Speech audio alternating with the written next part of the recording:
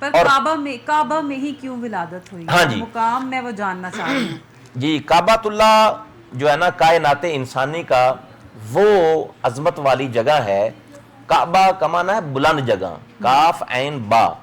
یہ جو ہے نا اس کا معنی ہوتا ہے بلند، جو فضیلت اور معیار کے حوالے سے بھی بلند ہے۔ تو دیکھیں رسول خدا اللہ تبارک و تعالیٰ نے نا اس کی ایک اپنی شان ہے، وہ جس کو چاہے جہاں پہ اس کی ولادت ہو جائے، لیکن مولا کائنات جو ہیں، یہ محدثین نے یہ بھی لکھا ہے، مولا کائنات جو ہیں ان کی ولادت کعبۃ اللہ میں ہونے کا یہ مین مقصد یہ تھا کہ جب رسول خدا صلی اللہ علیہ وسلم کی جو ہے نا شہزادی سیدہ فاطمہ الزہرا سلام اللہ علیہا کی جو ہے نا وہ شادی مولا کائنات پاک سے ہوئی ہے، تو اس میں یہ ایک تطابق یہ ہے کہ دولہا جو ہے وہ اللہ کے گھر کا ہو اور جو دلہن ہے وہ رسول اللہ کے گھر کی ہو، یہ محدثین نے لکھا ہے۔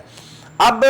مولا کائنات سیدنا علی المرتضیٰ کرم اللہ تعالی وجہہ الکریم جو ہے ان کی ولادت اس لیے کعبۃ اللہ میں ہوئی ہے کہ آپ سے چونکہ نسل رسول چلنی ہے، آپ سے چونکہ رسول خدا صلی اللہ علیہ وسلم کی تمام جو ہے نا وہ معاملات آگے چلنے ہیں، فیض رسول جو ہے وہ عام ہونا ہے، رسول اللہ صلی اللہ علیہ وسلم کا فیض، آپ کی روحانیت، آپ کی آگے سارے جو نا علم ہے اور آپ کے جو ہے نا دیگر معاملات ہیں، تو مولا کائنات کو اللہ تبارک و تعالیٰ نے اور رسول اللہ پاک نے یہ شرف اور منزلت اور کرامت اور ادب اور عظمت یہ عطا کیا ہے کہ مولا کائنات نبی نہیں ہے، نبی کے علاوہ آپ کو اللہ تبارک و تعالیٰ نے ہر مقام عطا فرما دیا ہے، کیونکہ حضور کے بعد جو ہے نا وہ نبوت کا دروازہ جو ہے وہ بند ہو چکا ہے، اور رسول اللہ صلی اللہ علیہ وسلم کی یہ بھی حدیث ہے کہ آپ کے اندر اتنے زیادہ کمالات ہیں، آپ کے اندر اتنی زیادہ